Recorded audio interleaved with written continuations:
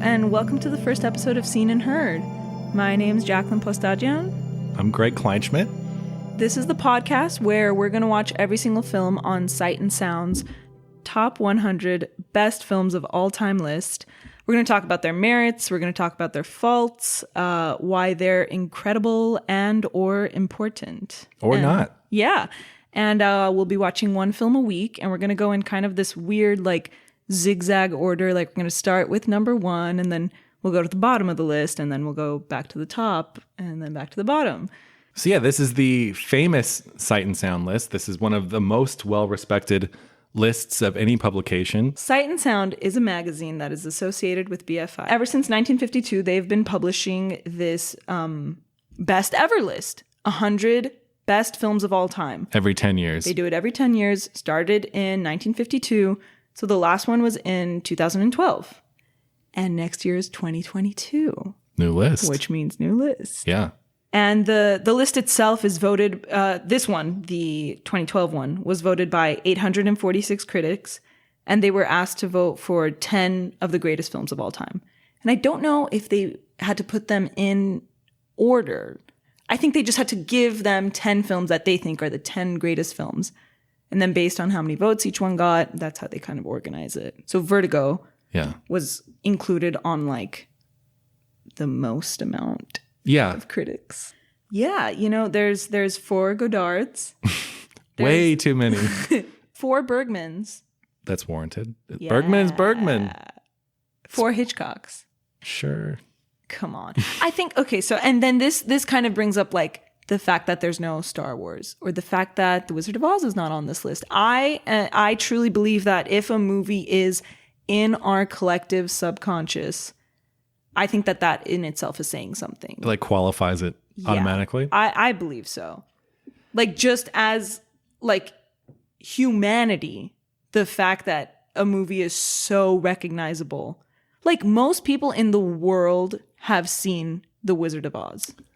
There's only 2 movies from the 21st century on the list, Mulholland Drive and In the Mood for Love. How do you feel about that? I love In the Mood for Love. Oh, it's so good. Much. It's so good. Like, how do I feel about the fact that there's only 2 movies? There's only 2 from the 21st century? Well, if it was voted in 2012, that gives us only half of the movies we have now from this century. And the fact that there's true. 2 on them, it's not that little if you think about it. Only 1 film by a woman on this list. And Scandalous. It is, Jeanne Dielman by Chantal Ackerman is Which the is only so film by a woman. Haven't seen it. Can't wait to watch it. Yeah. Really, really excited. It's just crazy that that's the only one. Like, because we were talking earlier, Agnes Varda. We're both big fans of, and she could easily have 4 movies She's on this a list. master. Yeah. Like, that's the only word to describe her. And there's no film. There's every single French New Wave on this list. Except but no for Cleo. Agnes. Yeah, like, it's really scandalous. I think that's my biggest problem with the list. She was a key figure, too, you know? Yeah. They could take off a Godard or 2 Godards. And Easily. Pierre Le Fou, as much as I love it, I don't think it belongs on the list. It doesn't.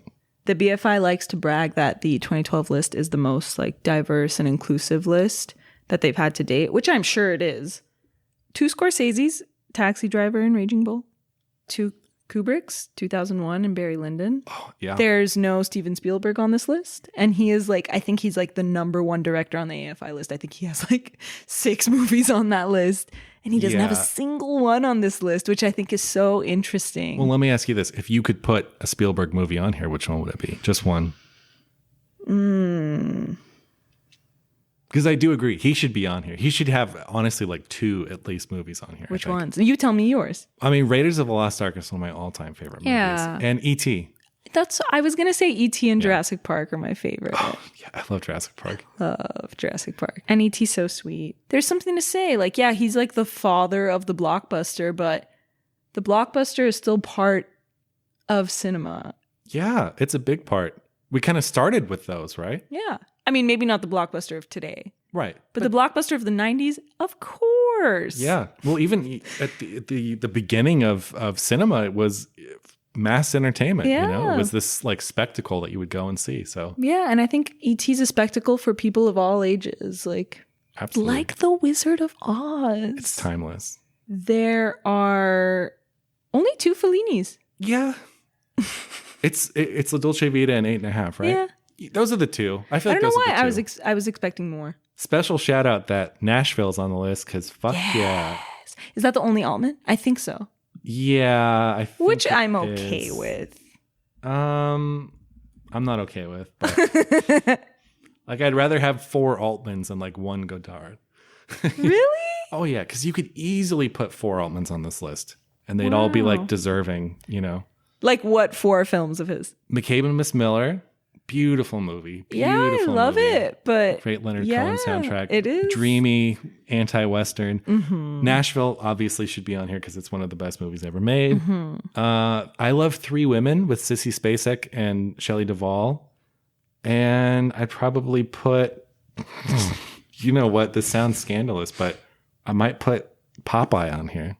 I love Popeye. I think that's a great movie. The fact that people think it's like one of the worst movies ever made, people like to get caught up in. That's a great movie. Greg, tell me about yourself.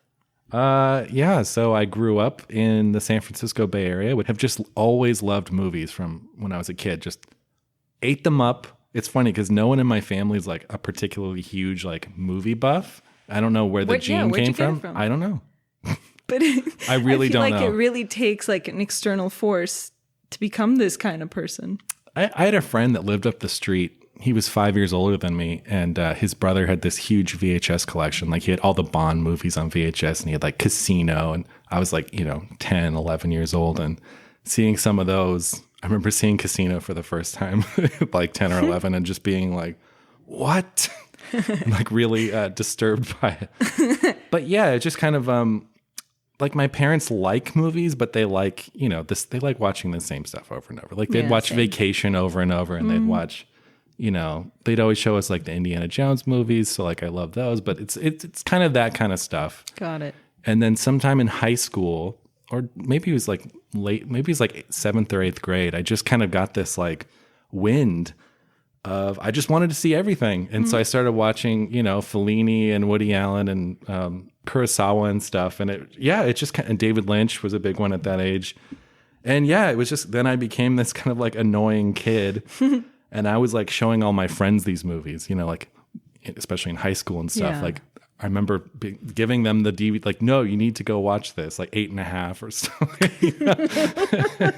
Like, okay, Greg, yeah, we get it. And I loved, because my high school had this like film program. It mixed like media studies with English. So we would actually like get to make movies and watch movies and stuff. And so I would always become friends with the film teachers, and I'd stay after class and I'd stay during lunchtime just to talk to them about movies, because my parents didn't know who Fellini was. Yeah. My friends didn't know who Fellini was. So I was like always staying after class, like talking to them. Yeah. Shout out to Mr. Guarino.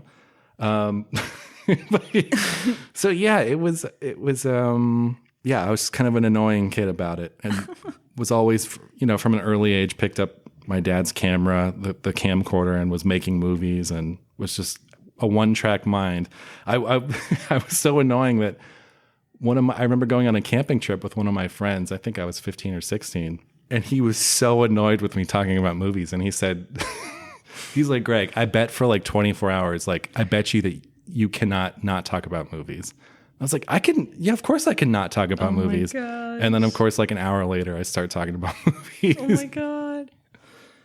That's kind of the story, really. It just live and breathe movies.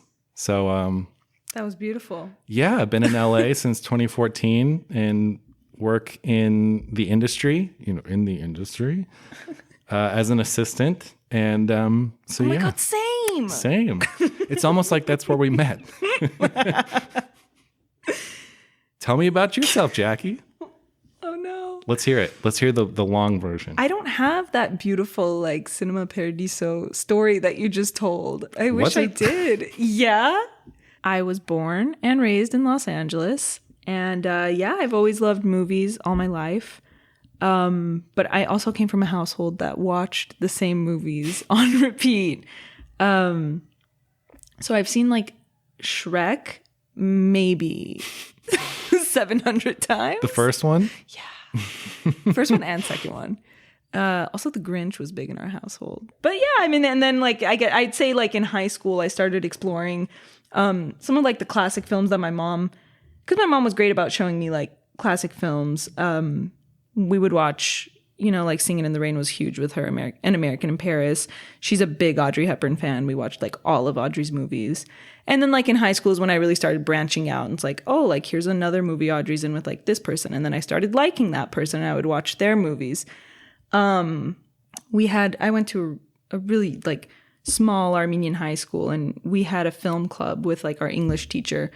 And it was like super casual. Like we just watched a movie like at lunch. That was the film club. And it was me and like 2 other people. And and we watched we did like a Billy Wilder week. And The Apartment was the first one that we watched. And I just like fell in love. And that's such a classic movie to fall in love with movies. So The Apartment is partially responsible for this journey. I'd say so. Yeah, so after college, I just kind of did like the internship route, got a few internships, and then I worked at an agency for like a year and a half. I was a literary assistant, which is such a classic Hollywood assistant environment. And I recently made my first short film. I wrote and co-directed it, and now I work for a writer and executive producer. It's very cool. That's my spiel. That's me. It's very cool. Yeah.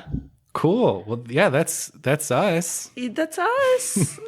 Pretty much. This list, although it is really highly regarded and some people think it's elitist and some people think it's pretentious, it's still the list and it is still the most respected list. And I think that if you like movies, then you will like most of the movies on this list. And I think it's a great starting point for really getting into just like world cinema. So I think it would be wise to talk about what we want to get out of this experience because we're going on a journey now. I mean, these are 100 movies. This is the start of something very special.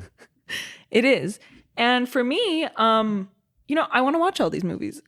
And it's like a bucket list item of mine to watch every movie on this list. And I do feel like it's going to give me a better comprehensive understanding of film. It's going to help our filmmaking, hopefully. And I know that you're interested in criticism. I also am interested in criticism. Yep. So this is a great platform for us. Yeah, because you can only go so far with Letterboxd. Yeah, exactly. You only get all the likes on Letterboxd if you say something really short and snarky. Yeah, and we will get to Letterboxd. We will. Oh, we will. Yeah, this just... I feel like this would be a great opportunity for us to go through these movies. And like I said, I haven't seen all of them. A lot of them I haven't seen in a long time. And it's a great opportunity for us to go through as filmmakers and creative people, but also I just feel like people might want to hear what we have to say. I want more people to watch these movies. Yeah. I want my friends and family to watch these movies, and now hopefully they will. I think we were talking earlier, we both have sort of stubborn siblings that refuse to take our movie recommendations. But my sister has said she will listen to this podcast. Oh, that's great. And I don't think my sister's going to listen.